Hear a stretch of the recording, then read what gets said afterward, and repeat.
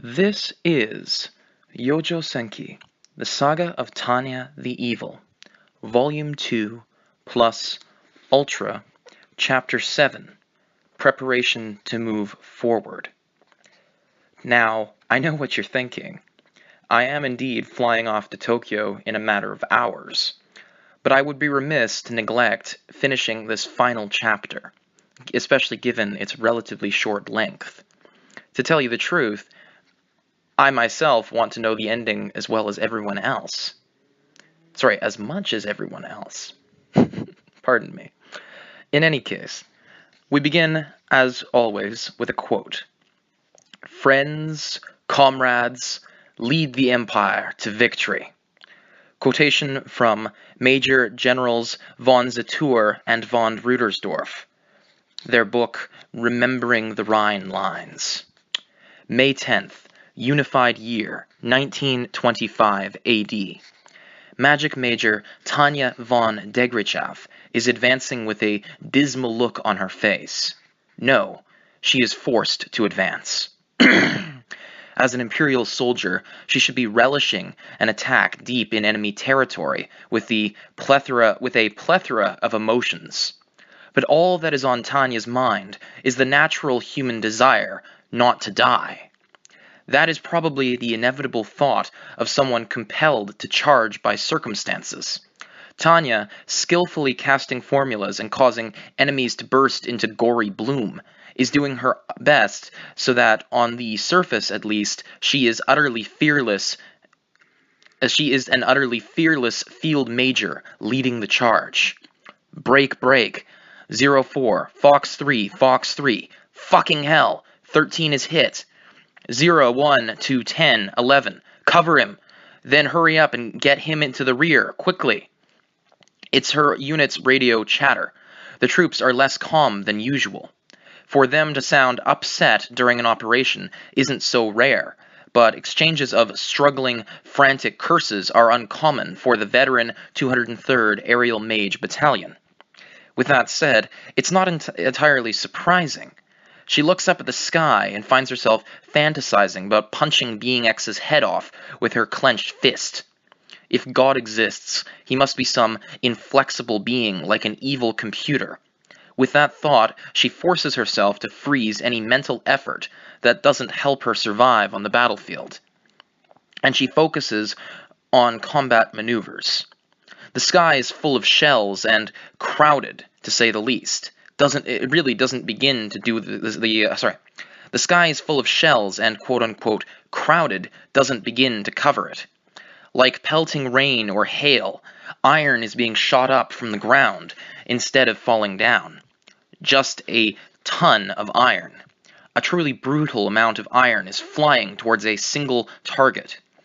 If this unending blaze of gunfire in the darkness represents human activity, then I can declare that civilization has, in its own way, evolved in the exact opposite of the ideal direction. Hell exists on the Rhine.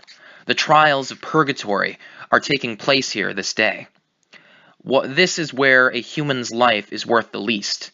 No, the lowest price is updated each day after hitting limit down at this nearest station to hell. This is where the god of the dead and evil spirits make bank. A world where human lives plunge into dreadful deflation relative to lead bullets. This is a purgatory where the boundary between life and death is the haziest it shall ever get. Distinguished mages are no exception to this rule. Mages are feared on the surface, but the Rhine is also their graveyard too. Ferry 01 to CP. We are completely enveloped. We won't last long here. What's the situation like? Only mages have trouble dealing damage at 8,000 feet. For fighter planes, that altitude even allows for some degree of comfort. On top of that, the high explosives fired at these aircraft and the dense curtain of anti-air shot could slaughter a mage with ease. Mages deploy magic walls about a meter from their bodies as protective films.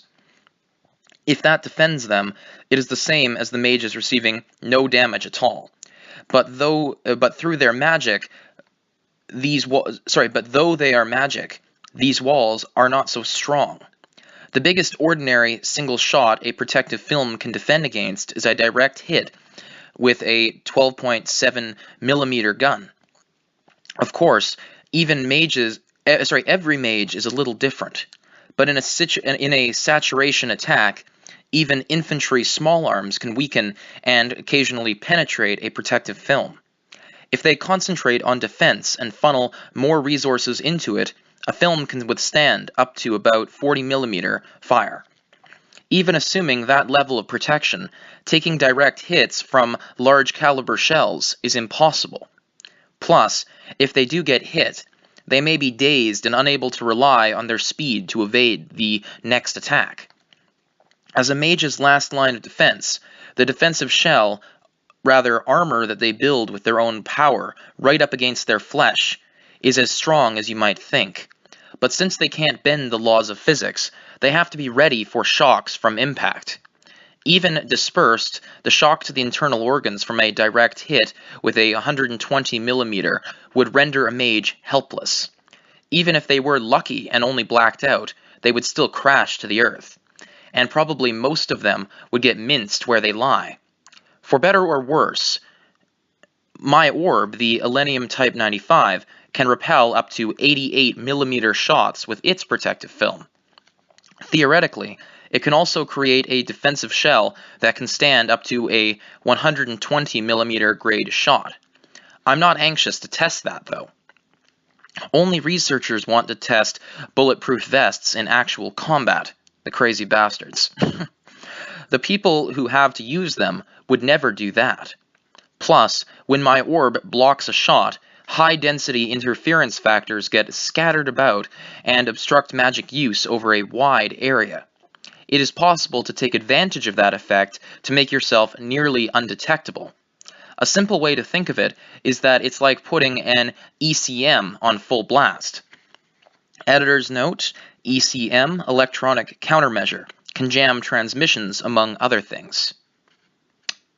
It is probably exceedingly difficult to spot flying objects with optical apparatuses at night.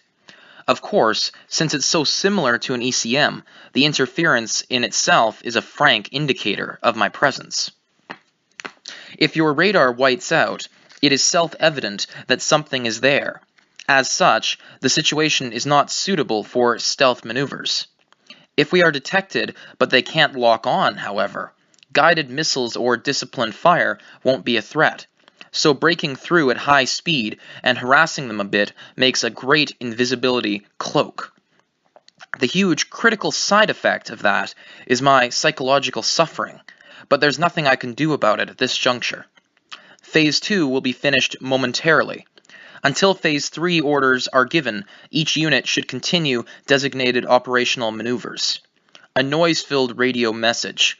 Not only is it encoded, it is a transmission between mages that uses a special format with directional waves via orbs. You can just barely have a conversation using this system, so it only really works for practical near-term communications. The high density of magic remaining in the air creates ear-piercing feedback noise. I hate that we're supposed to throw off the Republican Army observers when we don't even know the position of our fellow soldiers. After all, we are a rear guard that is jutting, or rather charging headlong, into enemy territory. Once the entire theater gets involved and large-scale maneuvers begin, concealing ourselves will become important. Although we are withdrawing under cover of night, regardless of how it would go with a division, doing it with an army group is a different matter entirely. As highly mobile and responsive as my group of excellent mages is, we are not a big enough force to cover the entire Rhine area. And with one somewhat undermanned augmented battalion, the normal methods would be impossible. Which is why we have this deceptive plan to convince the enemy that we are planning an offensive using a reconnaissance in force mission. The General Staff concluded that it wouldn't be possible to hide the activation of the rail network that would accompany the large-scale maneuver in the theater. So instead, they deliberately spread false information about it. Quote, "The Empire is moving supplies and troops in preparation for a major offensive. If I hadn't heard about it when I met with General von Zatour in the capital, I would have believed it myself. They put so much effort into the deception." In the capital, a public relations officer made reference to a large-scale operation, albeit in unofficial settings. There were rumors of a major operation on the Rhine lines, and there were the supplies bustling back and forth by rail. It is a huge, tricky retreat designed to draw the enemy out and destroy them. We will need a ton of material, and reports on Aren are being thoroughly censored. Thanks to that, we have convinced even most of the informed people that the movement on the Imperial side is reinforcements for the suppression of the revolt in Aren. The Empire admits, blushing, that it has failed to quell the situation. The parts of the story that couldn't be blocked with a strict gag order have been turned into rumors that control has been achieved to keep up appearances. The tight plan tricks people into believing the opposite of what's true. Genius. We don't have enough data to guess how the Republic is taking it, but people have a tendency to believe what they want to believe, so I think we can expect some results from this endeavor. Even so, they are probably suspicious that the Empire, which supposedly has supply line issues, is launching a desperate all-out offensive. But I can't believe we actually fooled them, even if they are suspicious. The trick worked brilliantly, and it seemed the Republic was even on guard against our desperate offensive. The Imperial Army's most elite mages had performed a recon in force on an unprecedentedly deep level, and met with formidable Republican Army interception, just as the Empire wanted. Thus, Tanya and her battalion, reflecting the desperate Imperial Army's impatience, must pull off this deceptive recon-in-force mission with no regard for casualties. And the report that the Republican Army is on guard against deep penetration by a recon-in-force unit was music to the Imperial Army General Staffer's ears. They bought it, they think, relieved by the good news. Now the retreating units don't have to worry about getting their butts kicked. But though she may be a staff officer, Tanya is in a fight for her life on the battlefield and thinking about awful things like a smile on Being X's face, mocking her from above. In order to keep the enemy from finding out it's a ruse, the battalion is forced to carry out this recon-in-force mission without regard for sacrifices. The 203rd Aerial Mage Battalion is spreading out along the front, acting as a decoy and rearguard so the enemy doesn't realize that the army is retreating. Behind us, they are probably doing their best to move the clunky field guns to the rear. Once that phase is over, the infantry will withdraw. The field engineers have already laid traps. We can expect the move to be finished within the next few hours. Hence, my unit is stuck getting shot up like this while we buy that time. The object of the recon-in-force fishing so frequently performed on this front is to find out about the enemy's defensive preparations and positions of their forces.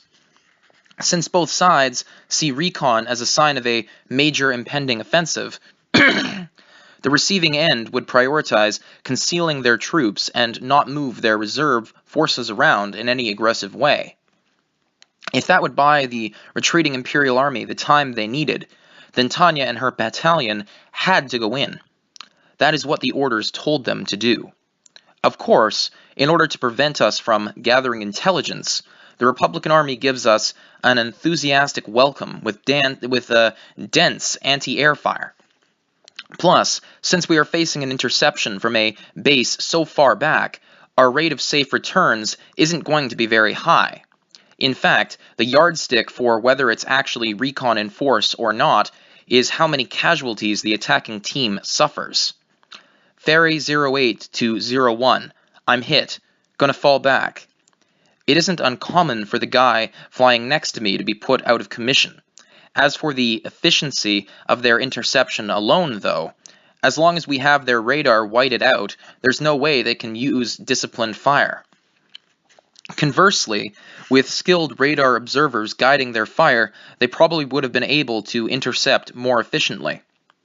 But the Republic and Army, which tends to rely on radar observer fire and mages' disciplined fire, is horrible at visual combat. They just can't eyeball those targets. The main reason we are still taking damage is the sheer volume of iron they are throwing at us. You can connect even with lousy aimed shots if you fire enough of them. It's just terrible. Seeing this extravagance, I realize I should have bought stocks in ammunition companies. I can't regret this oversight enough. While they are consumables that cost little individually and therefore are not very profitable, if they are getting squandered like this, then the manufacturers must be going gangbusters. I had been putting my salary into natural resources stocks, thinking the profit on munitions would tend to be kept low, but maybe that was a mistake. 01 Roger, 06, 09, cover him. I'm going to take 2 shots, so fall back during that time. What is done cannot be undone. As I reconsider the conclusion I reached back then, I need to apply what I learn into the future. Here it is, my constructive orientation towards the future. It is important to always have a positive attitude. Anyhow, right now I need to fill in the hole left by my injured man. That is only a matter of course, but it is better if I can avoid danger. Then, is not covering him because I fear danger the right thing to do? The answer, unfortunately, is no. Amateurs tend to be scared of any danger they can see. They worry that if they do anything, something terrifying will happen, so they freeze up. So an amateur frets that they'll give their position away if they shoot. Certainly, they may be right to perceive some danger there, but it is only an amateur's thinking. Doing nothing means losing an opportunity to do something, and there is nothing worse than Basically, there's nothing worse than inaction when you need to act. As I believe they said in a previous chapter, when you wait too long and you miss the opportunity, then you're basically fucked. That's not the way they phrased it before. Oh yeah, a decision made too late is worthless. That's what they were getting at before. Anyway, what humans should fear the most is forfeiting profit. If I offer the retreating man an escort in this situation, I attach 2 of my subordinates to him as support. So we have a cluster of 3 people. If I fire 2 supporting shots, the sky is still full of smoke from bursting shells and searchlights. I doubt anyone will notice a couple of shots in the middle of all that. If anything, I can expect that the 2 supporters will get a great reaction as decoys. In other words, while they are withdrawing, they will monopolize the enemy's attention. If, by taking a slight risk, I can steer clear of danger, then, naturally, that is the rational choice. And they do have the chance of falling back to a safe area. So in game theory terms, it's not too bad overall. It's not zero-sum. Best of all, if I send out decoys under the pretext of providing support for a retreating soldier, I can pursue my personal profit while caring about my subordinates, or at least ostensibly appearing to. The chances that the idiot who got hit will be saved increase. That is it, a win-win scenario. Commander, it's too dangerous. Of course, my men are pros, so they recognize the danger. They don't want to be decoys. That's dangerous, and I understand very well why they want to protest. We have no choice, there's no time, do it. But oh how sad. No, for me, I should probably say it's happy. This is the army, and I am the superior officer leading my troops. I'm giving the orders here. Of course, when she remembers that the whole reason she's stuck here suffering in the first place is because this is the army, she is sorry. In the capital, her superior officer, General von Zatour, gave her strict orders in writing to operate under the direct command of General von Rudersdorf. The orders had come down the official route in the proper format. In other words, since I have orders from General von Rudersdorf, I have no choice but to accept them and be the rearguard here. This world is quite easy to understand on a fundamental level. It is an intense mission, but I know you can handle it. The higher-ups have extremely high expectations of you? It is an intense mission, but I know you can handle it? The higher-ups have extremely high expectations of you? Both of those were in quotes. I am sure that no one can euphemize forcibly sealing lips so well as him. Since I couldn't get him to listen to my objections, it must be that. It could be a misunderstanding, but it is best to be a pessimist and prepare for the worst. So once I am prepared like a pessimist, I'll be an optimist. Ideally, I'd like to build up a win-win relationship with the general staff. I don't think I have a bad reputation as a staff officer in the first place. Then there's a fairly good chance that I've been sent here out of military necessity rather than to be liquidated. Thinking that, a slight grin appears on Tanya's face. Yeah, maybe I've been worrying too much. Surely it must just be that my superiors want to break out of this war situation. I want to work with both major generals again as soon as the opportunity presents itself. If possible, I would like a chance to chat with them. Of course, first I have to get out of this. The future is important, but right now, surviving is even more crucial.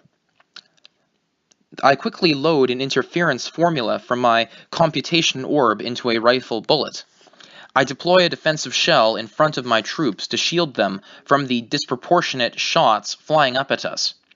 By interrupting the line of fire, I give them temporary safety. Put another way, even the Republican numbskulls can tell I've used an interference formula to manifest some sort of wall that is blocking their shots. Naturally, they will realize there is something behind it. At that point, most of the hail of bullets will be aimed that way. 01 to 06 and 09, get a move on. That won't hold for long. Anyhow, if the decoys move too slowly, they won't last very long either, but I need to keep the enemy's eyes on something besides me. Hurry, hurry, hurry, move. Roger that, good luck. Yeah, may the Lord protect you. Irritatingly, instead of may your luck be everlasting, or something like that, I say some incomprehensible nonsense about the Lord's protection. I want to cry, but without the Elenium Type 95, my protective film would be blown away in an instant, and I'd be destroyed. Defensive shell, and all. In a way, being X is like consumer finance. I don't want to borrow, and I shouldn't, but I have to.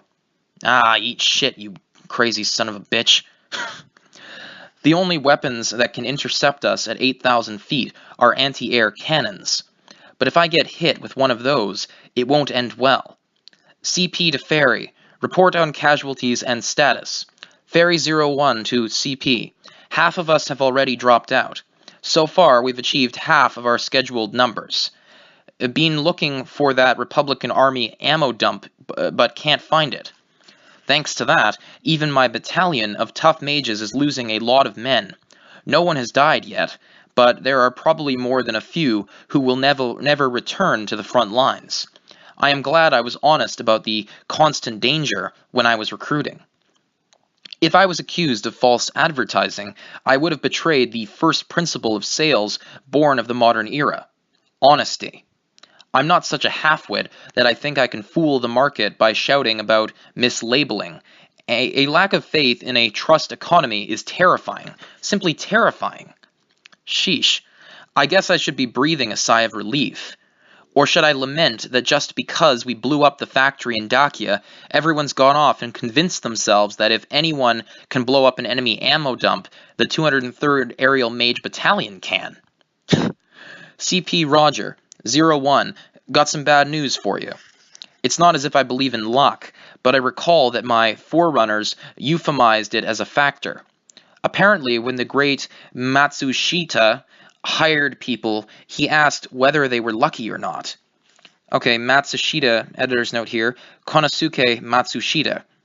So they list his name, but they don't give any details about who this guy is. I have, frankly, no idea. Apparently, when the great Matsushita hired people, he asked whether they were lucky or not. Before I was inhumanely sent to this insane world, I didn't understand it myself. But now I do, all too well. It may only be a question of probability theory, but luck is worth researching. What is it? A battalion-sized group of mages is rapidly approaching the Rhine lines from the edge of our radar range. Hold them off until the end of Phase 3. Fairy 01, roger that. Transitioning to interdiction combat. Is there anything else? Suppressing the rage welling up inside me, I just barely maintain a businesslike tone. They say it so simply. I may say interdiction combat, but we are essentially the strength of two companies performing recon in force. We are not in close formation. On top of that, just passing through defended positions takes a lot out of us. In contrast, the intercepting side is full of energy and vigor. The air we are flying above, the firing positions, it's their home turf. So as long as they don't get hit accidentally, they don't have to worry about much of anything, really. It has to be much easier on their nerves. We may be a band of elites, but I doubt our opponents are the type to unthinkingly say, "Yes, sir," when ordered to intercept us. After all, they are a battalion scrambled from the surface to obstruct our recon mission. It goes without saying that they are a select team. I don't want to kill myself by wishfully hoping the enemies are numbskulls. The only way to survive is to prepare like a pessimist.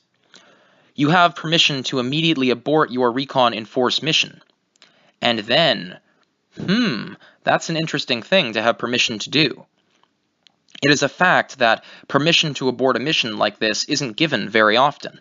Certainly, now that we have interdiction combat orders, if the retreat is going according to schedule, aborting this mission would be one way to limit further losses.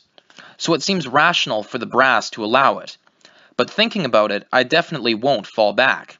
Or rather, a little thinking tells me military practicality is a trap. If someone offers you a paved road straight to hell, even with good intentions, it is much safer to veer off and drive across the wasteland.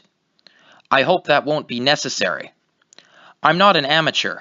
As an economically minded person who values rational thought, I didn't go through training for no reason at all. I wasn't built to the specifications of some impractical entity like Being X. I can swear it on the honor of the intelligent winners of evolution who survived as the fittest, Homo sapiens. What? What do you mean? The point of recon in force is a survey of the enemy's interception capabilities. If we abort now, we risk revealing the deceptive purpose of the mission. If the recon in force ruse to mask the withdrawal fails, the rear guard will have to hold out and buy time until the very end.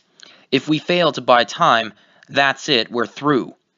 What is now an orderly retreat of ground troops will descend into utter chaos, and they could be trampled. For that reason, we should hesitate to even transmit this sort of conversation, even if it is encoded. Tanya's only choice is to have them move the retreat along as quickly as possible. The side giving the orders will probably order the rear guard to buy time, even if they have to get literally wiped out doing it. If I were on the side giving the orders, I wouldn't hesitate to do it that way either. It's logical. If there is a problem with this plan, it is that I am on the receiving side. Fucking hell. Either way, evading this battalion only to be pursued by every Republican unit on the Rhine front would be way stupider still. In other words, considering the risk, staying here is all we can do. I am not the kind of person who doesn't know the folly of not investing because you're scared of a tiny risk. What matters most are the returns. Since we can't have them finding out until Phase 3 is over, The only choice we have is to take out this intercepting unit and continue our mission. Understood. I'll have them move as fast as they can. Thanks. May the Lord protect you. In the end, I am relieved that CP is cooperating. Honestly, this is so rough. Now then, in order to survive, I've got to be brave and do my best not to lose to this abnormal world. I have no intention of sacrificing myself to an order to keep flying around after I can no longer focus and my will is nearly broken. I'm fighting for my life, and that's it. Okay, attention, all hands. We are headed into a counter-mage fight. Let's teach the fools challenging us a lesson. Geez, you could have been enjoying a nice break in the rear, but you came to challenge us? Personally, it's hard for me to praise that attitude because I know that unpaid overtime doesn't contribute much to labor productivity. Why would you proactively enter such a pain-in-the-ass battle? I'm a peace-loving person, so it pains me, truly. Surely there is no one who loves human beings more than I, and yet it is rare to be ordered to kill them so often as I am. As a rational thinking person, it would be embarrassing to curse my fate. Still, I sense some absurdity here. It is almost as if the conceited face of Being X is about to appear in the back of my mind with all the narcissism of a transcendent existence. Oh God, if you exist, you are surely a rotten bastard. Things really don't go how you'd like.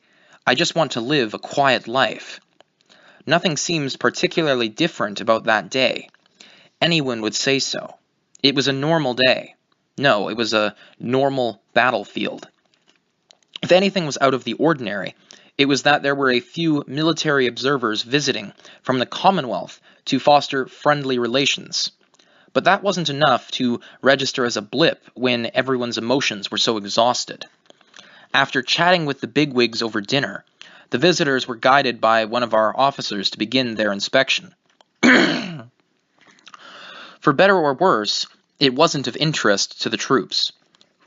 They were so tired they didn't care, so they banished it from their consciousness and went to sleep.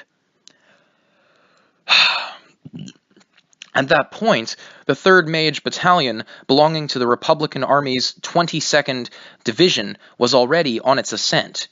Whether sleeping on the ground or heading into the sky, the soldiers were faithful to their duties. To the mages who took off upon receiving the scramble order, protecting the sound sleep of our fellow soldiers was part and parcel of the job. The mission was to eliminate the battalion daring to try recon in force, and we anticipated a secondary objective of assisting ground troops. Our biggest problem was troops not being able to sleep due to harassing sneak attacks, so the importance of the mission to restore tranquility might be difficult for someone who hasn't been on the front lines to fully understand. Control to all hands. Our guests today are pretty serious. You are going to have your hands full. And the words from the combat controller, though somewhat grave, were overflowing with the confidence that things would work out somehow. If a division or regiment of mages had forced their way through or infiltrated to attack, it might have been different.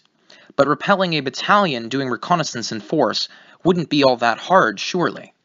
After all, despite the quote-unquote in force tacked on, it is essentially just reconnaissance.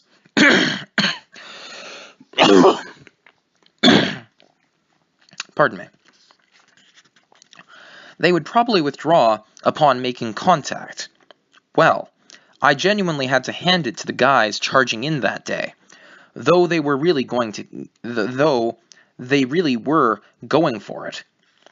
It takes a lot of determination to get as far as they did, and judging from the size of the unit, they'd make quite a racket with harassing attacks, so we had to stay vigilant. Numbers is a problem in any era. Control. Who are the invaders? An augmented battalion. They are already past the 3rd defensive line. It is only a matter of time until they break through the 4th. Usually, a recon and force mission would sniff around the 1st or 2nd defensive line positions and fall back. At an attack position, they could expect support, and from the second defensive line, it was still fairly easy to get back to their base.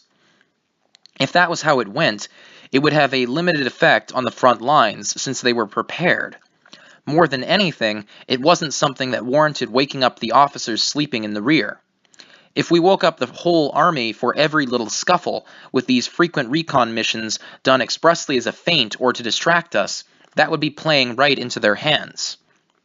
Everyone just hoped we could get enemy engagements done quickly. The little fights between recon and force units and our interceptors had happened so often they were facetiously treated as part of the nighttime scenery. They're too fast. What are the guys on the defensive lines thinking?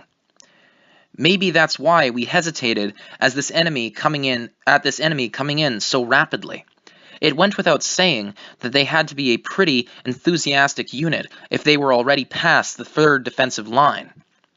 There was a good chance they had located our shelters and frontline command. There were rumors of an impending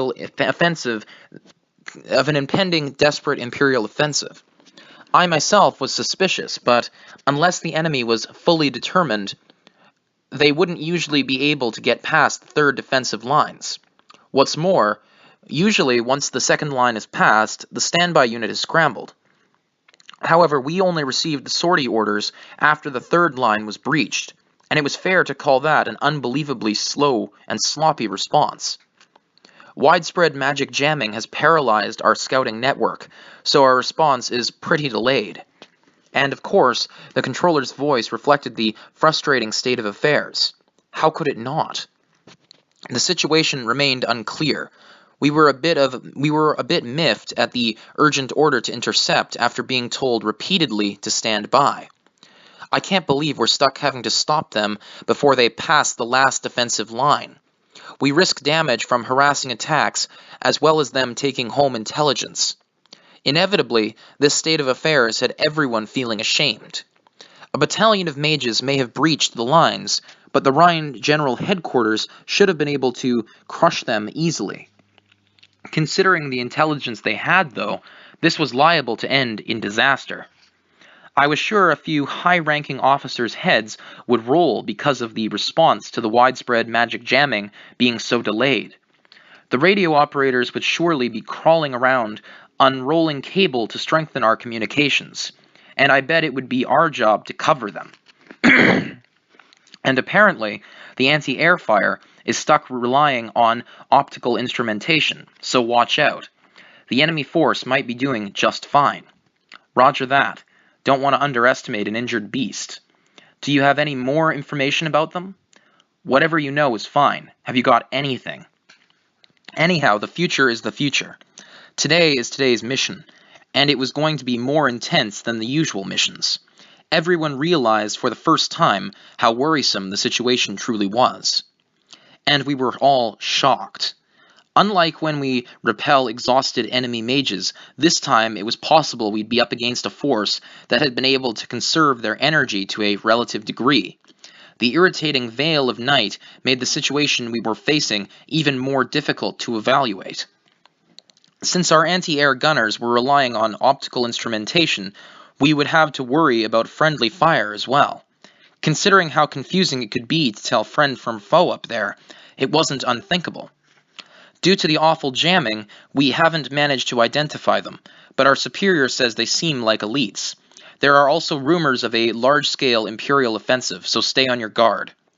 I appreciate the advice, sir. Troops, game face is on and let's go. Our commander's encouraging voice tells us to prepare for the challenge ahead. The determination and spirit we could hear indicated the appropriate amount of nervousness for a vigilant warrior. But that is only in hindsight. They were wrong. We didn't need game faces. What we needed was to be crazy enough about death to find a way to live through it all. All hands, this is your battalion commander. We've located the enemy. Prepare to engage. Both sides' field of vision were narrowed due to the dark, which gave us trouble. We discovered each other nearly simultaneously. The battalion commanders engaged at about the same time, too.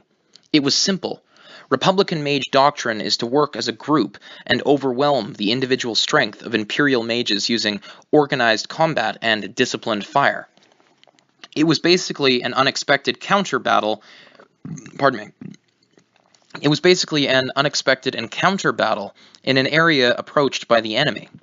Plus, the powerful jamming caused by high mana density. Even a conservative estimate would say this battle would be something we're not used to.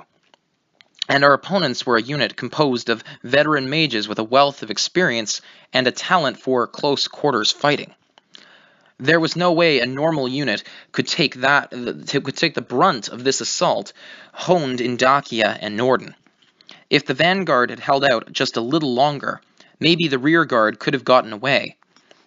Or, if there had been just a few more mages in the rear guard, the unexpected shots could have stopped the enemy approach so the vanguard could get away.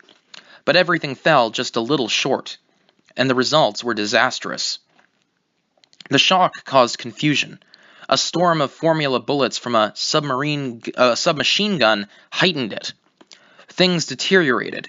We'd been had, and there was no way to stop the blood or the damage. The explosion formula, loosed by the Imperial Mage commander at the helm, opened a huge hole in the vanguard. At the same time, the breach appeared. Multiple optical shot formulas were aimed to crush commanders of each company. And just like that, the Republican command chain's head was lopped off. But Republican troops could still, if only barely, resist in an organized way. The rear guard began using suppressive fire. They knew they had to cover the gap in the vanguard. For a short time, the rear guard managed to cover for the vanguard to plug up that hole. They had enough energy to attempt to reorganize their force. Their vigorous resistance succeeded in keeping the attack at bay, but as a result, they couldn't give the vanguard covering fire. They used their full strength, preventing the enemy's approach, but then they had no energy left to protect the vanguard. When furious resistance interrupted the Imperial charge, the mages suddenly switched targets to the isolated Republicans out front. It was about 2 companies of Imperial mages versus the 2 companies of the Republican vanguard. But the latter had been completely stripped of its leadership, so it didn't even have support. In that cut-off state, the Republican mages were isolated sitting ducks. As a result, the numerical balance between the 2 sides flipped. The rearguard had its hands full defending itself when the vanguard's fate was decided with a swift incision. Normally, the Imperial mages were prevented from approaching by the Republican army's obnoxious disciplined fire. Meanwhile, after their supporting volley, the Republicans would be able to stop the remnants of the enemy from breaking through. This time, however, when the 2 sides met, the Imperial mages got to release their pent-up anger and cut the Republicans down. Attention, Ferry Battalion, engage in pursuit. The rest happened too easily. By the time the rearguard suddenly tried to retreat after losing its shield, it was far too late. The Republicans didn't have enough distance to speed. The Republicans didn't have enough distance or speed to shake off the Imperial mages, who had been accelerating for the attack. Their race to escape the theater wasn't to be. Ultimately, the 3rd Mage Battalion of the Republicans' Army's 22nd Division was pronounced annihilated. Ironically, the only survivors were a few downed in the initial explosion formula who narrowly escaped death. The Republican Army ended up mobilizing the Rhine General Headquarters Section Mage Battalion. But they failed to locate the invaders. On the contrary, they let them burn several supply depots. At that point, the Republican Army command shifted its full attention entirely onto the invading battalion. Rumors of a major offensive, whispers of the fate of Arène. They fought bravely to the last man. The stirring echoes of propaganda convinced the Republicans that the people had sacrificed themselves and met a tragic end. We can't let their deaths be in vain. The distress of the Imperial Army and the cornered supply lines were simple enough for the empire to fix. But the blow still stung, even so. So it didn't hesitate to choose military maneuvers as the way to break out of that horrible situation, to secure the front, to secure the empire. But that is exactly why people of both nations thought, "We're so sick of this." So the empire was at wit's end over its unreliable supply lines, and the republic saw them as hope. Little birds were twittering about the movements of the imperial army. And the same thing was on everyone's minds.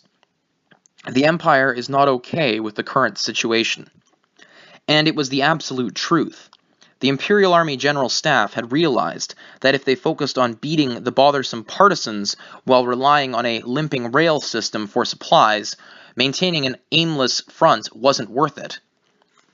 That objective reality fueled the Republic's misunderstanding. Everyone firmly believed that the Empire's powerful military organization solved problems through major offensives, like it did in Dacia, or like it did in Norden. And apart from the delaying at the beginning of the war, the Empire had always defended its territory to the bitter end. Yes, its territory. Nobody would withdraw from their own territory, surely.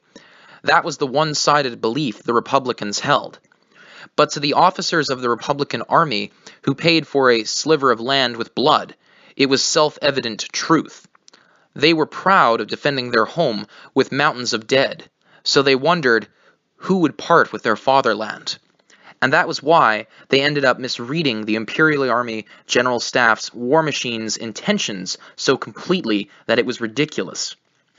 Perhaps you could say the Republican soldiers got trapped in their own emotions. That day, as a direct result, the Imperial Army succeeded in abandoning the front without the Republican Army noticing. Now then, it's about time to talk about the seed of the Empire's victory. It all started with the reality of conducting recon in force of heavily guarded positions. The dilemma was serious: high casualties versus tactical necessity. The fact that estimates said even the Devil of the Rhine and her elite troops would lose at least half their numbers should speak to the danger of it.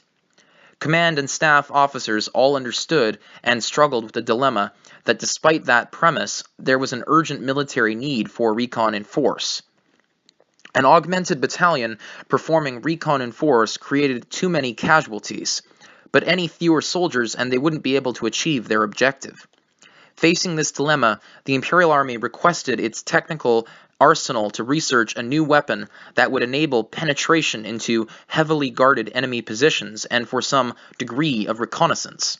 The engineers tentatively suggested a few technical solutions to the problem, and the one that seemed most promising was from Aerial Technical Arsenal. They proposed developing a high-altitude recon unit to fly outside the range of anti-air fire. The aerial units that had teams for special recon missions were superior to begin with. To the other departments, however, regardless of the latent potential in aerial reconnaissance, there was one cause for concern. Was it actually possible to achieve this with their current level of technology? It may have been easy enough to talk about increasing the altitude, but the technical demands on an aircraft that could fly at the technical demands of an aircraft that could fly at high altitude presented a lot of hurdles, and they weren't sure they could handle it. That was the moment Chief Engineer Adelheid von Schugel suggested a methodology and approach from the magic point of view. What about a special apparatus for additional acceleration during recon in force? What the heck is that? The answer to the question that came into everyone's minds when they saw the outline of the problem was simple in a way. Reconnaissance in force requires penetrating the enemy's interception lines. So if one assumes an assault to perform a quick strike and pull out, sending a fast, heavily armed unit would be ideal. So all they needed to do was rapidly accelerate past the enemy positions before anyone could intercept. According to Schugel, putting the mages in additional acceleration apparatuses would solve everything. By doing that, they would be able to measure the enemy defenses and interception ability so everything would work out for the Recon Enforce mission as well. The argument that they would be able to achieve their aims to some degree using mages for Recon Enforce was quite correct. That was why foot soldiers or mages were used more often than aircraft. But casualties had exceeded the permissible limit. That is why the army had asked the technical arsenal for its opinion. This was the conclusion. All right, have the mages charge at high speed. Certainly, if you change your point of view, all you need do is increase the breakthrough success rate of the mages. So it was true that having them do it at high speed would indeed get the job done. The only problem was that there weren't any mages who could operate at such speeds and altitudes successfully. The one who offered this solution and wondered how to make it possible was one genius, Adelheid von Schugel. His answer? Add speed and altitude with an external apparatus. The criticism that his idea wasn't much different from the aerial technical arsenals only went so far. After all, altitude was a byproduct in his plan, which essentially focused only on speed. Hence, additional acceleration apparatus. That's in quotes. But rather than speak of his genius, it is probably easier to take a look at his plan.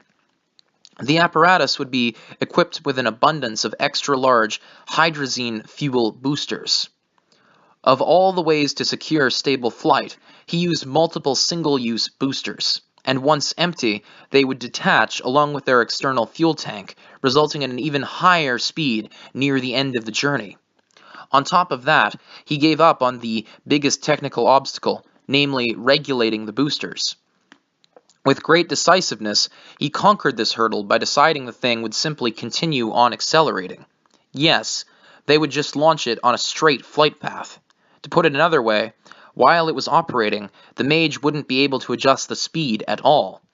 The apparatus would come with a tank of boron additive for accelerating in enemy sky. But that was different. The boron additive, estimated to be 10 times as poisonous as potassium cyanide, was for emergency evasion only.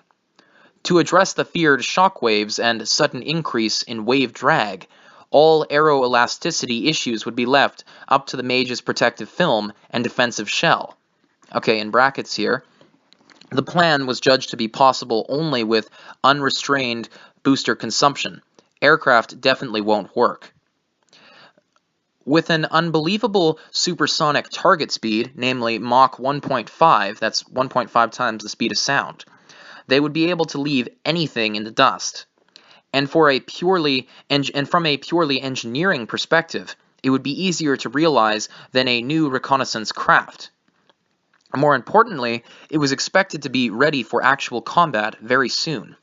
To add one final comment, however, due to the single-use nature of its boosters, the additional acceleration apparatus could fly only in a straight line. After breaking through the enemy position, mages were required to return to base under their own steam. No matter how you looked at it, the thing was a one-way ticket to hell. There is no point in reconnaissance if you can't get back after you go and see.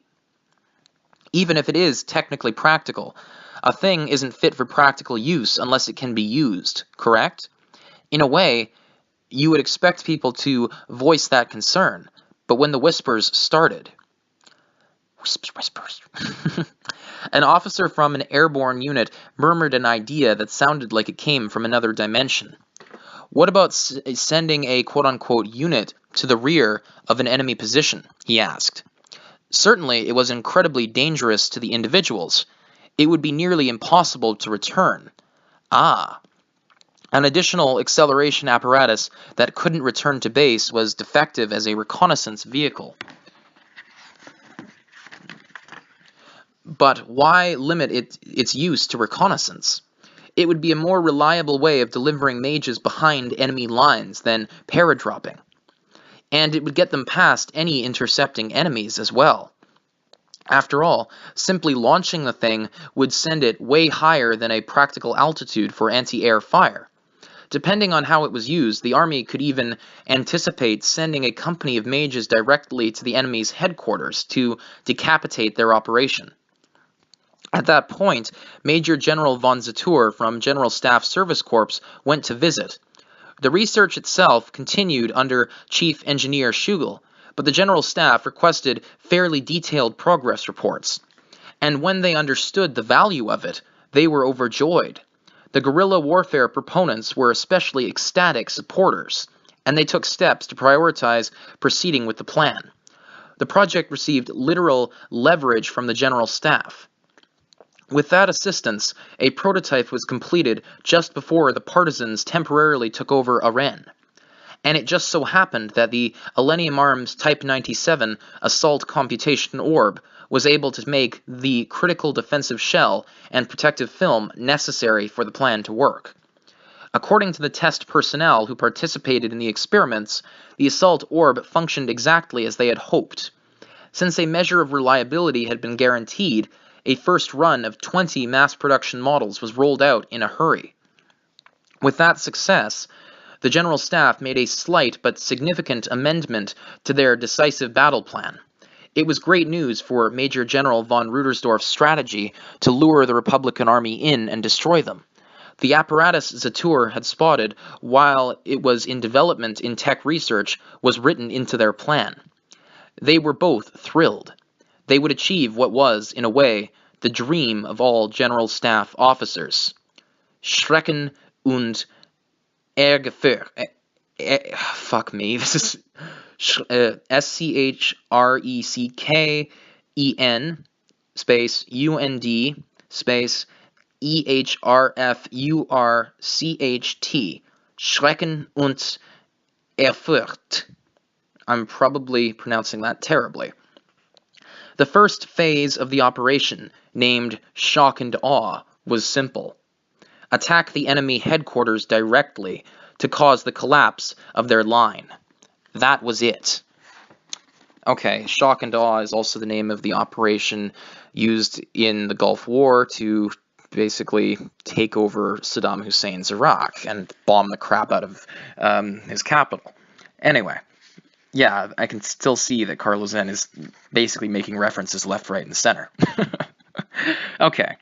May 18th, Unified Year, 1925. The second defensive line on the Rhine. It was a clear, cold night in the Imperial Army's 203rd Aerial Mage Battalion. Second Lieutenant Warren Grants was on guard in a wool-lined field overcoat. It was a quieter night than they'd had in quite a while. Yes, a quiet night. A peaceful time during which he could sit in a chair on standby, sipping the coffee provided as part of his field rations. The dark hour was rather tranquil. No shells exploding nearby. No warnings to be on guard against raids. He couldn't even remember the last time they had gone to sleep without hearing so much as rifle fire. It must have been so long ago. This calm had come about because the brass carried line consolidation with extraordinary resolve. As a result of the successful retreat and reorganization, the Republican Army had hastily launched an advance into the wide-open vacuum the Imperial Army had left. Apparently, they were too busy with that to bother with the 203rd. Thanks to that, there was a brief lull on the battlefield. The battalion commander held off any sorties and told everyone to take a break before she went back to bed, giving the exhausted soldiers a much-needed rest. And, so fortunately, perhaps it could be said, the troops were able to spend a full night free of the anxiety induced by the presence of the powerful Commander Degrichov. When was the last time that had happened?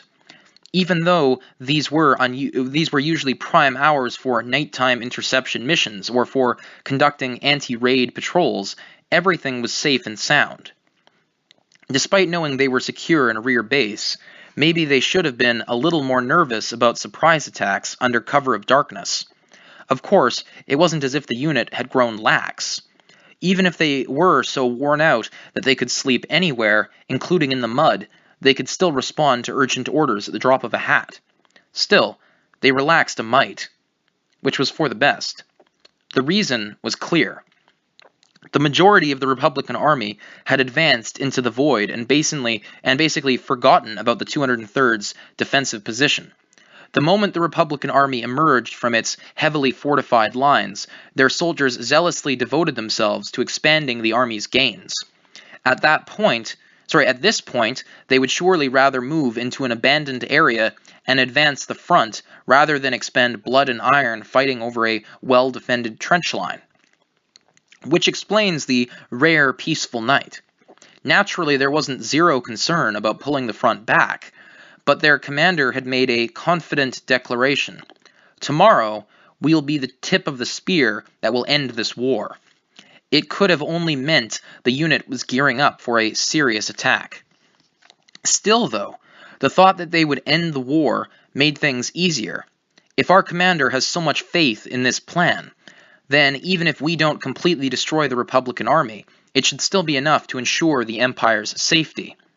And after that, we can focus on rebuilding the territories ravaged by the war.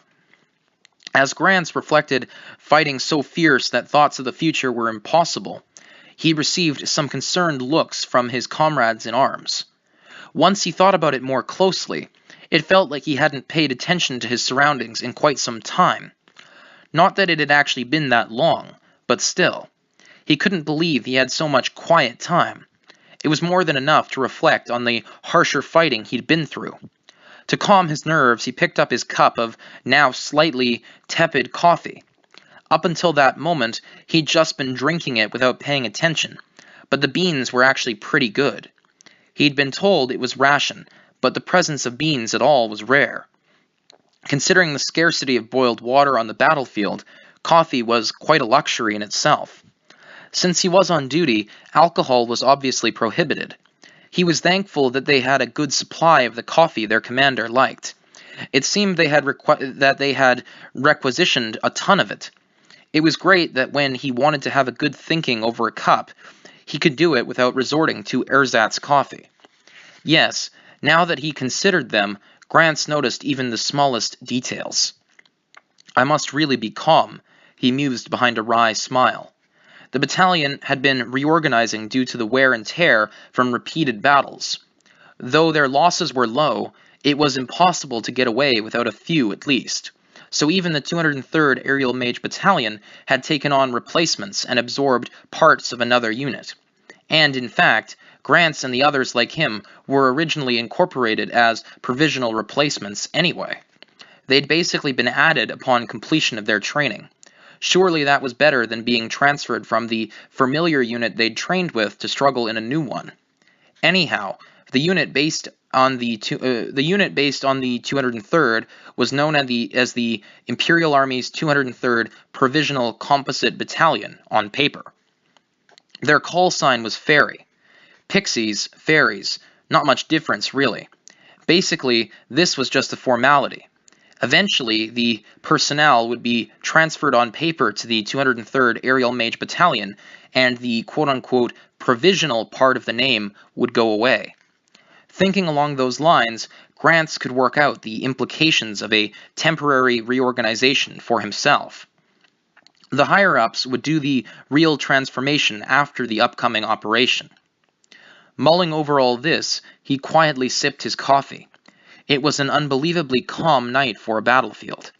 The view from the trench showed him the same sky he gazed at every night, but for some reason during these quiet moments, it looked surprisingly starry. For someone used to the battlefield, the distinct lack of machine guns and nighttime harassment fire was actually so out of place that it was nerve-wracking. "Relax, Lieutenant. You're acting strange." But if he got too worked up, that's just a typo here. But if he got too worked up, others were bound to notice. I was just thinking how I can finally get some sleep, even on the Rhine lines with its storms of steel. I still have a ways to go. Do I seem like a chick with eggshell on its head to everyone else? Sorry, Lieutenant Weiss. It was First Lieutenant Weiss who had been hit and injured in Ardennes. The whole battalion was glad to hear news of his smooth recovery, and finally welcomed him back the other day. Lieutenant Weiss was the sort of guy who looked out for the whole unit in one way or another. Everyone felt more shored up when he was around. And even though Grants was the only officer who really needed to be on duty, Weiss was helping out in an effort to regain his combat instincts after some time away. It helped relieve a lot of the tension. The main enemies of a sentry are boredom and nerves. Grants could have been more grateful that a senior officer kept them at bay. Well, it's not like I don't understand how you feel. I can't calm down either. The first lieutenant shrugged. From the casual gesture, Grants gathered that his wound was no longer causing him any problems. The other day, to celebrate his release from the hospital and hone his rusty skills, Lieutenant Weiss had a mock battle with the commander. Even if that's all he can do right now, I'm relieved that he recovered. Then Grants suddenly seized upon one thing Weiss had said. He can't relax either? So you feel like something is off too, eh? Of course. This battalion has been on the front lines ever since we mustered. Weiss smiled bitterly and drained his coffee. He had been through hard fighting, but the smile on his face was one of amusement. Why, though? That question came into his mind for the first time in a while. Compared with everyone else, Grants's time on the battlefield had been so short, but it already felt like he'd been living like this for half his life. Honestly, when he thought about it, the days had been jam-packed. Oh, you don't know, huh?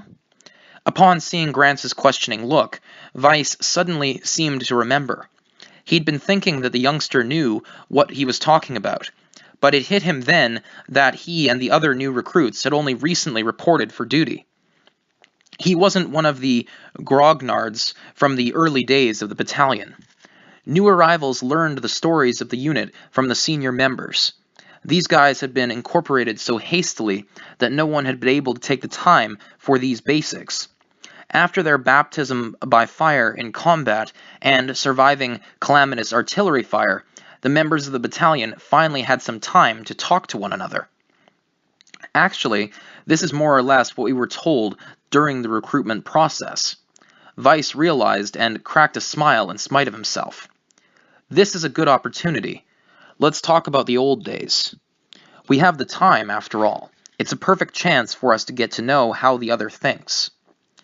Weiss had an orderly bring them more coffee and sat on the desk, looking up as if he were reminiscing. I didn't realize the first lieutenant could make expressions like that, Grants thought suddenly, looking at his senior officer from the side. The Weiss I know is always wearing his first lieutenant's mask. It hit him again that although he had grown used to life in the battalion, his time there hadn't been very long at all. Did you know I was originally in the Eastern Army? No, I never heard that before. Grants and the other recruits had come straight out of their accelerated schooling. In fact, they graduated early and were hurled onto the front lines that very minute. He remembered again how little time there had been. Under normal circumstances, he would have heard stories about the service of his seniors as part of getting to know the unit. But this was his first time. Up until this moment, they'd been gripping their guns so tightly that neither Grants nor any of the old guard had noticed. Oh, right. Weiss nodded and began to recite something with a smile. Quote, "We guide him always, abandon him never. Go where there is no path, never yielding, forever on the battlefield. Everything we do for victory. We seek mages for the worst battlefields, the smallest rewards, days darkened by a forest of swords and a hail of bullets, and constant danger with no guarantee of survival. To those who return go the glory and the honor." Sound familiar? Weiss asked with his eyes, but he could tell without any answer that Grants didn't understand. I don't even need to ask, Weiss thought, and continued his story. That's what we were told when we volunteered for the 203rd. Don't expect to come back alive. He wryly smiled. His wry smile contained a multitude of emotions. There was regret, a little self-mockery, a flood of nostalgia, sentiments that probably all the senior members of the battalion shared. I was a younger man then. I overestimated my ability and stupidly thought I could be a hero. Mages always overestimate themselves. No, Lieutenant, I don't think you... Nah, it's fine. I'm just telling the truth. That was when the Major knocked me flat. Our training was really like being born again. Kicked around on a snowy mountain where complaints were futile, targeted by artillery, and, as if to finish them off, forced to fly so high they could barely breathe. I really can't believe I made it through that, he murmured, shuddering at the horrors of his past. If the commander called something that nearly gave him 2 heart attacks training, then training it was. If she called a drill with the artillery that included some live rounds practice, all they could do was resign themselves to that inevitable truth. Their schooling was so rigorous that it may very well have been more terrifying than actual combat. In his position as second in command, Weiss was more painfully aware than he wanted to be that training cost money. Their battalion had already gone through a scraggly regiment's worth of annual exercise budget. The amount generously spent on exercises, a rare exception under Major von Degrichaf's command given her hatred of waste, was considerable. He had never once wondered what sort of battle she was anticipating. Still, after his mistake in Dacia and redeeming himself in Norden, all the different combat experiences he had, he finally understood to some extent. What Major von Degrichaf's vice commander had learned was a simple principle. By thoroughly training them and then accumulating further instruction in the form of combat experience, Major von Degrichaf was hardening her battalion into a battle-worthy unit step by step, attempting to educate them while carrying out missions and racking up achievements. In a way, you could say she was trying to whip her hastily formed battalion into elite shape. That is why he'd heard her, and wondered at the time if he'd heard wrong, rail against the idea of allowing a lower standard of discipline due to the addition of new recruits. In fact, he probably should have been surprised she even took on the assignment of rearing Grants and the other newbies. As a result, however, it was fair to say that there was a reason the commander's philosophy changed from hand-picking elites to forcing cultivation. Or you could say she had her own form of trust in her superior officer's nose. Something had invited a change. Some reason that she needed mages, quote-unquote, even just for head count, end quote. That was why Weiss had been looking out for the group of newcomers. To his happy surprise, he got the impression Lieutenant Grants would make a fine officer. That was why, even if Major von Degrichaf wasn't grumbling, he wanted to tell the new recruits how things really were.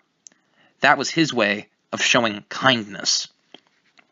May 21st, Unified Year 1925. Imperial Army General Staff Office, Dining Room 1, in brackets, Army. Major General von Rudersdorf had heard that General Staff Office meals were prepared with the same budget and ingredients as on the front lines, from the extremely persuasive reason that it wouldn't do for soldiers back from the battlefield to be jealous of the food in the rear. That is what he had heard, but he wondered as he washed down a bite of bone-dry Cape Road with some water, whether frontline food was perhaps better than what he had been served. I doubt the food committee that came up with this even tried any for themselves, was his calm impression. Dripping with the brand of cynicism particular to those with plenty of combat experience.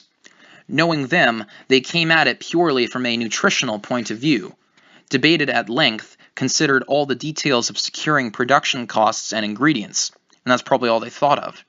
During all that time, I'm sure not a single person paid any attention to the crucial element of flavor. That has to be it. He aired his complaint as a sigh. Cleaning the lingering crumbs and awful flavor from his mouth with another drink. Who would think to mass-produce this stuff? That said, across from him, Zator had resigned himself to accepting the bread and ate it with a straight face. Perhaps resignation is the best spice for this, thought Rudersdorf as he decided to set aside his myriad grievances with the bread. Their plan was proceeding almost exactly according to schedule. They were perfectly prepared for their escape forward. Operation Schrecken und Erfurcht, Shock and Awe, was merely seconds away from launch. Ever forward, we have no choice but to advance. Are we going to eat in silence? I must be more nervous than I thought. I can't believe you said that. Nervous. I always thought that you, at least, were a stranger to nerves, Zatur. I could say the same of you. I'm surprised you're nervous. The pair bantered as they had since their college days. But Zatur wasn't averse to admitting he was anxious. The fate of their fatherland hung on this operation. If the revolving door didn't work as planned, if they failed to cut off the enemy's head, they would be forced back to square one. Still, he thought, the only way out of this for the Empire is to keep moving ahead. We must advance. The only thing that they could do was escape forward. Onward, ever onward and onward still. We shall blaze a trail for the fatherland. We shall smash everything that stands in our way. Oh, we swear to forge the future of our fatherland. Comrades, lead the Empire to victory. The same day, on the Rhine lines. Major von Degrichaff to all hands. It is now 1700 hours. That's 5 p.m. At the appointed time of their sealed orders, having synced watches with their adjutant, Tanya solemnly reports the hour. I concur. First Lieutenant Weiss, Tanya's second-in-command, attests. After making sure all the officers all of the officers present are prepared to log the contents with no room for misunderstanding. Tanya nods and draws the knife at her hip. All right, let's open it. She casually slices into the secure package with the dagger and pulls out a sheaf of documents. Judging from their texture, it is probably the extra flammable oil paper with the General Staff's watermark. I can tell from the blurring of the letters that they were thoughtful enough to use water-based ink. It's fairly exciting. After flipping through the documents with a practiced eye, I've gotten the gist of it. Ultimately, the only move we have to do is to pierce straight through the front. In this situation, if we can't force a path to open up, the only alternative is to gather even more strength and find a way to break through. Which must have been why the Imperial Army General Staff, Service Corps, and Operations Division arrived at such a rather unusual solution. Even I think escaping forward is our only way out of this, so if there is nothing to do but advance, we must press forward like crazy with no thought of stopping. Lieutenant Serebryakov, gather the troops. Lieutenant Weiss, come here and give this a look. Routine exchanges. Tanya sends her adjutant to assemble the battalion, fills her vice commander in, and prepares for the attack. Afterward, the brief comment she has for her officers is the same as always. Attention officers, there is only the unflinching advance. Go forward and then press on. No, stopping will not be allowed. This will be an indomitable advance. This shall be an indomitable advance. Anyone who falters won't be permitted to live. It is our first and last chance. That is why we must get through. Only onward, and onward still. In brackets, the Saga of Tanya the Evil, Volume 2, plus Ultra Fini. So that's the end of Volume 2, and I must say that's a pretty epic way to end it on a cliffhanger like that. Having watched the anime and read the manga, I know what happens next, and I know it's going to be epic as shit, but that isn't what we're here for right now. There remains the side story, the closing remarks, and the various additional notes. So I shall read those as hastily as possible, bearing in mind that my flight for Japan is leaving in a few hours, so hopefully there won't be any issues, and I pray that I have time to upload it before I dart off. In any case, the side story, A Borrowed Cat. It was a cold, cloudy day. Magic Second Lieutenant Tanya Degrichav felt more alone than ever. She'd been putting up a hopeless solo resistance for 72 hours with no end in sight. In a corner of the imperial capital, Berun, where the core of the imperial army gathered, she was alone and friendless. The wave attack was conducted by terrifyingly unyielding opponents, who had never learned how to hold back. Her mental processing was saturated almost immediately, and the situation rapidly deteriorated into one she couldn't hope to manage.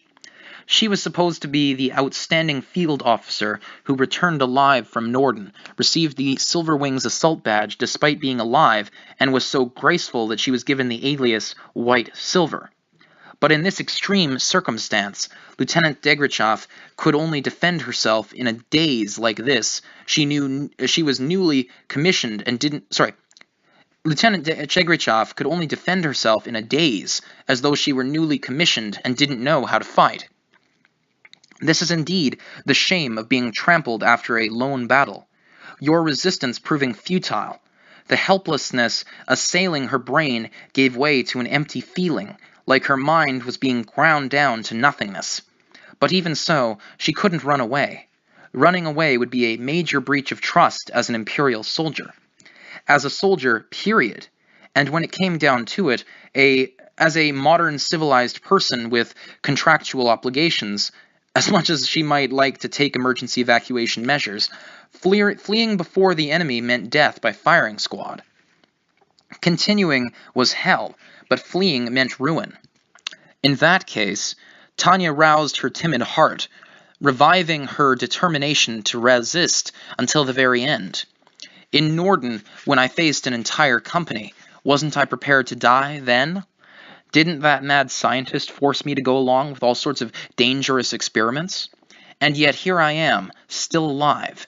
Yes, very much alive. I didn't break. Unyielding in spirit, free will, and an even obstinate demotion. Sorry, there's typos here. Unyielding in spirit, full of free will and an ever obstinate devotion to her dignity. That's better. Using all of those things, she, Magic Second Lieutenant Tanya Degrichav, took a firm stance with indomitable resolve, bracing herself. "Tanya, sweetie, are you here?" Sadly. "Hey, today we finally gonna get your makeup done." Her indomitable resolve. "It's a special occasion, so why not, right? We got a cute outfit for you, darling. Come on, let's try it on." Her oath to resist. "Change into this, okay?" Her sense of dignity. "And this is a new corset. You said the other one was too hard to move in, so I brought the most flexible on hand. Come on, come on." Today, under these circumstances, they would all be crushed underfoot. It all started with orders she received 3 days previously. It was supposed to be a mission to help out with some minor business in the rear as part of her receiving the Silver Wings Assault Badge and being transferred back there. Of course, this was the minor of not only the military's but any organization's upper echelons. It had to be taken with a grain of salt. But she wasn't going to become the guinea pig of a mad scientist and get blown up by his invention. She wasn't going to have to perform delaying action in isolation on the front lines. No. This time, it was supposed to be simply supplying a word or two on some topic for a little propaganda piece. Nothing had seemed problematic when she received the orders. But the moment she knocked on the door of the Culture and Promotion Division in her Type 1 dress uniform, things started to go haywire. Her hair was tucked under her well-stretched cap, and her Silver Wings Assault Badge gleamed on her chest, according to regulation. She could move briskly after her injuries in Norden, thanks to advanced magic treatments for mages, and she thought she had made a model salute. Her boots were polished to such mirror perfection that even her sergeant at the academy wouldn't have been able to pick on her for it. Be mindful that as a magic officer, you are a model member of the Reich. She thought she had followed her orders to the letter. Like past heroes who had left behind any number of propaganda photos, she would say beautiful things and look sharp, just as an officer should. First impressions stick in people's minds, so she had given her appearance extra attention. And yet, she was forced to realize that she had made a huge mistake. The moment she walked into the room and everyone's eyes gathered on her, there were sighs. She was then dragged before similarly disappointed military women who grumbled at her so furiously she didn't know what they were talking about. Before she knew it, she was stripped of her new riding breeches. The boots she'd spent half a day spit polishing were thrown away, and although she just managed to keep her underwear, she lost her cap. Her futile resistance was indeed futile. She was forced into an outfit so mortifying she could hardly take it. A floor-length frilly skirt, incomprehensibly designed, and a pair of strappy women's shoes that would be impossible to march in. But all that was still tolerable compared with these smiling murmurs. Before that, she still had room to debate. "It's great that your skin is so clear. We heard that you were hurt, so we were worried. But I guess the surgeon did a great job. And your legs are so slim. Try this one on just for a second." It was another frilly skirt, but for some reason, this one left her legs exposed when she sat down. And to top it off, the corset's restraints were pulled impossibly tight until she could hardly breathe.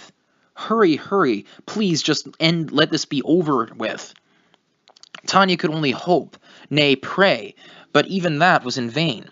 It went on for half a day, and when both her body and mind were flagging, finally the hands of the woman in charge stopped moving.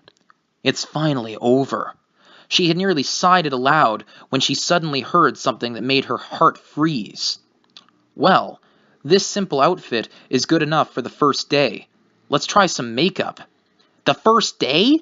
The first day?" "Oh my gosh, your hair! Are you taking care of it properly?" Well, according to hygiene regulation, yeah." Her hair was cut to regulation length. In some ways, the Imperial Army was quite traditional, and this was a vestige of a rule created mainly with nobles in mind. The bizarre regulation stated that, in order to distinguish the sexes of younger members of the service or whatnot, girls who went through the academy before they had reached conscription age were to maintain shoulder-length hair. When she had looked into it, the imperative turned out to have been included mainly for the sake of noble women.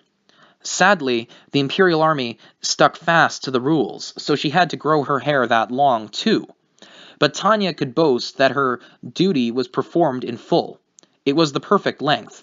She had measured it. "Now stop right there. Do you brush it?" "Sorry? What kind of comb do you normally use?" "The standard issue one." There was nothing she could do. Every time she opened her mouth, the lady's expression grew more severe, and she couldn't fix it. "Now hold on. By the standard issue, do you mean this celluloid one?" "Yeah, that's correct." "That's insane. We've got to teach you from square one."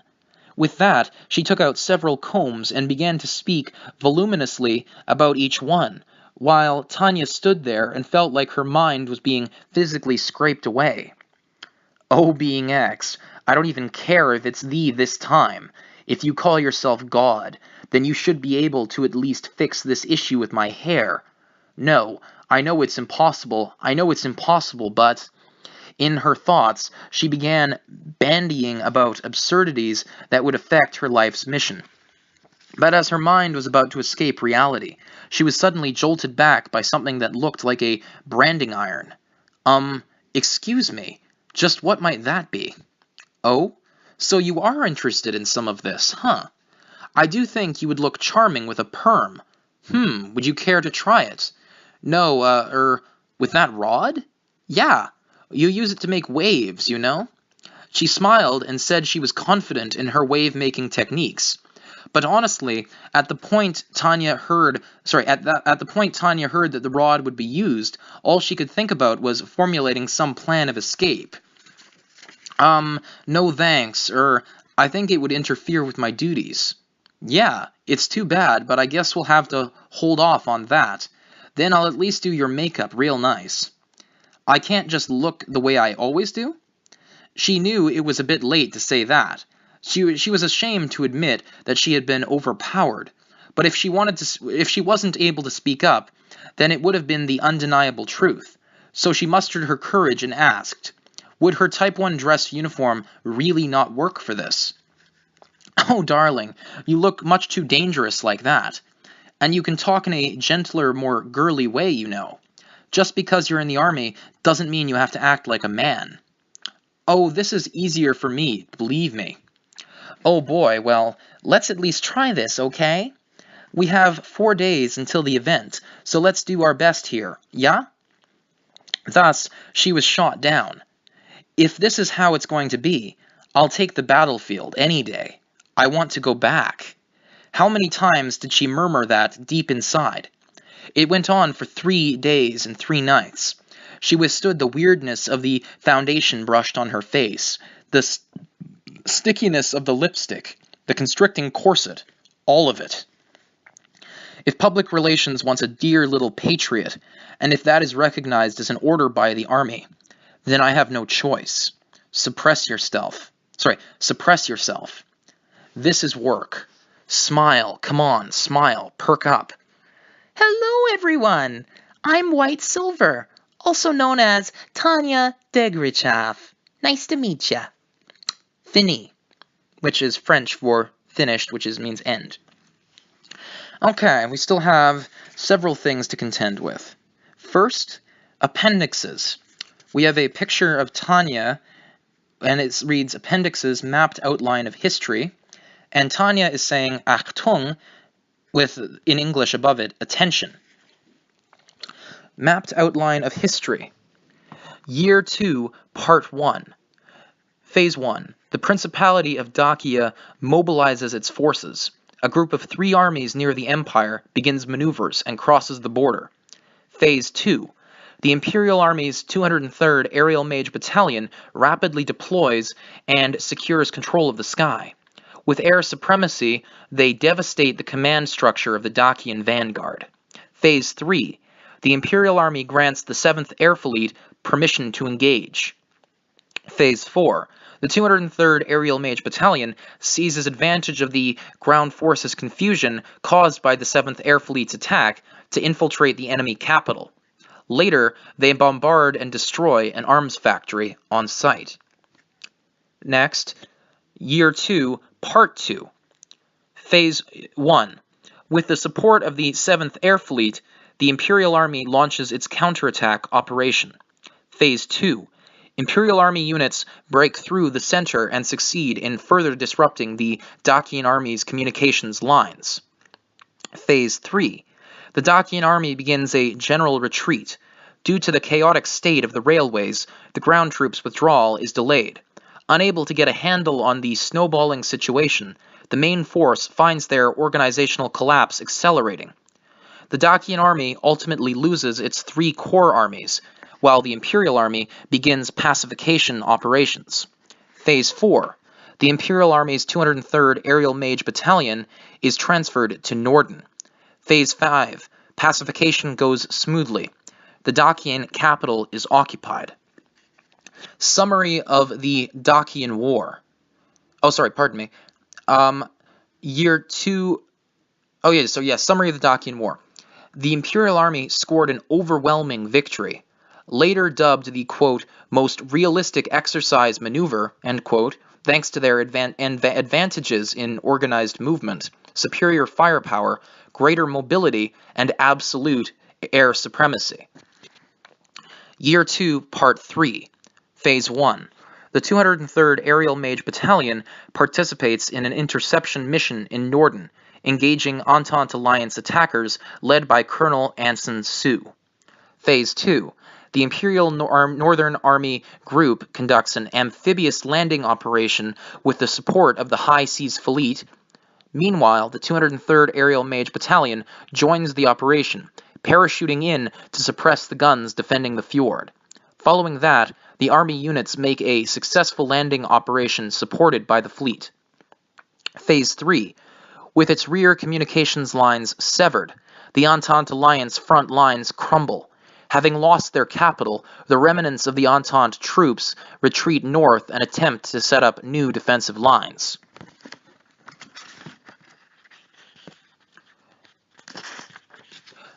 Year 2, Part 4.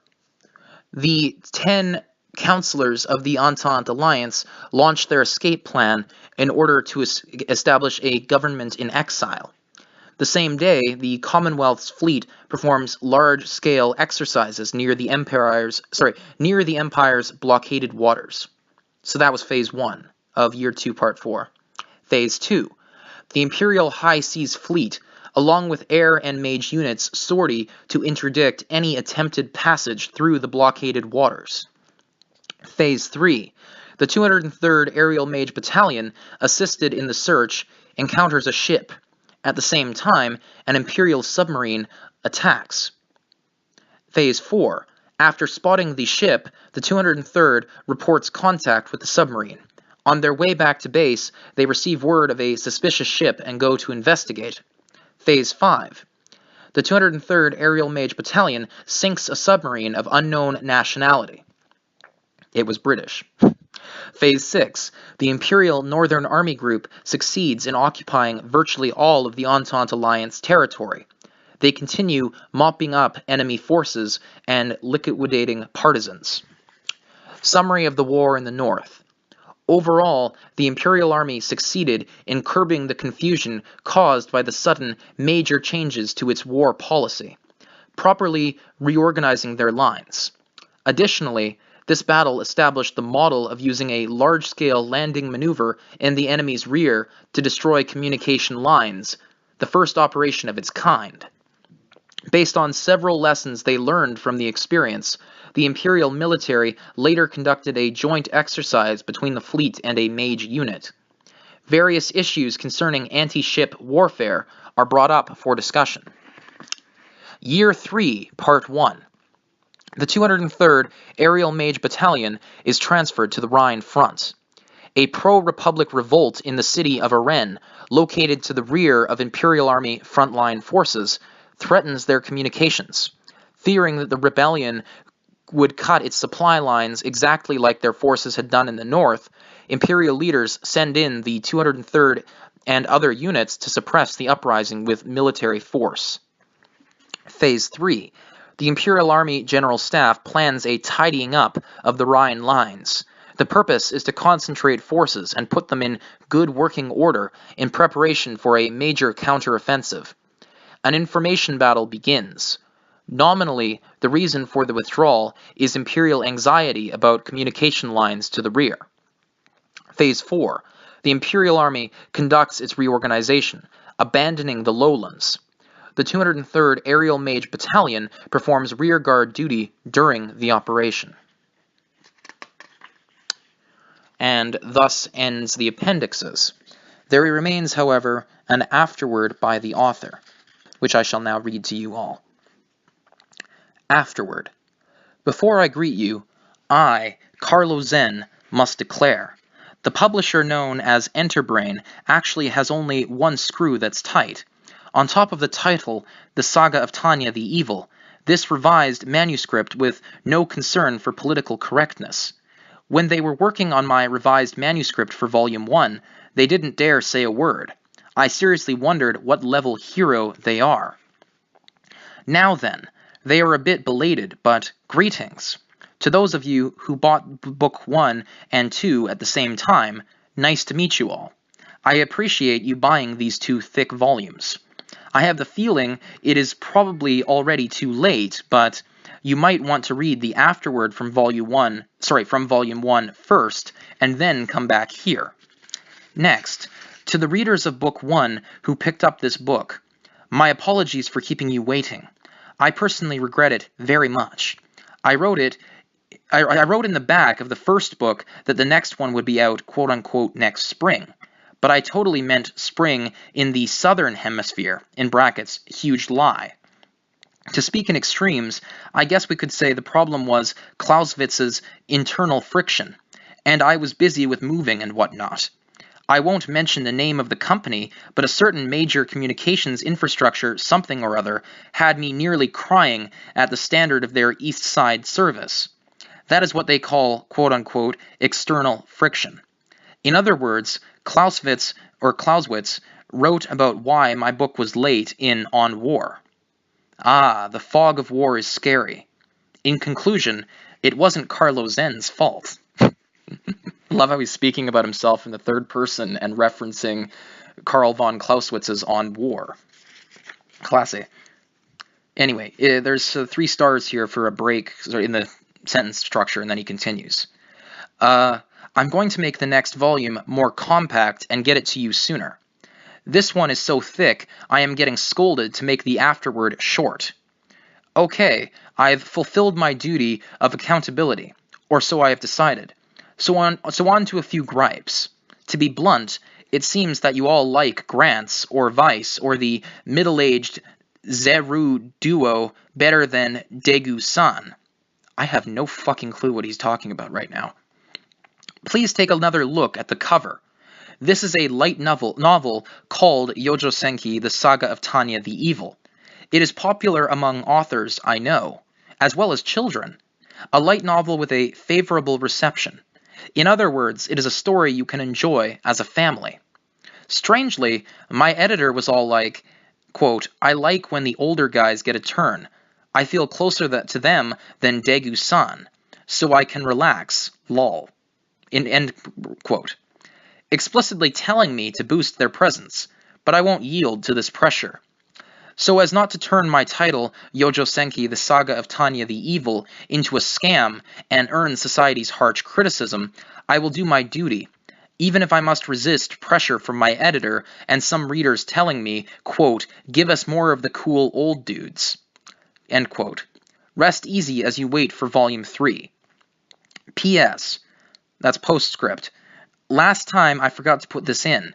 I am peaceably extolling the virtues of peace, love, and democracy on Twitter at, quote, at Sonzai X.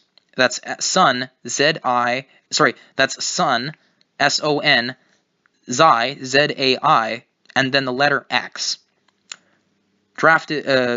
Letter drafted May 2014 by Carlo Zen.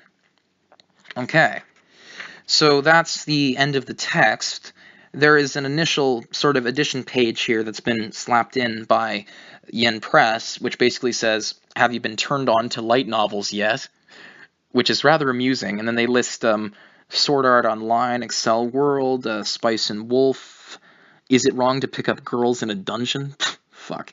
Another, and then A Certain Magical Index, of which I saw the anime for Spice and Wolf. It was okay.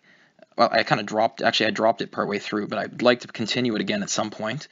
Another was entertaining, to say the least, but kind of cliche. Sword Art Online is utter crap, and the other two just do not really adhere to my interests in any way, shape, or form.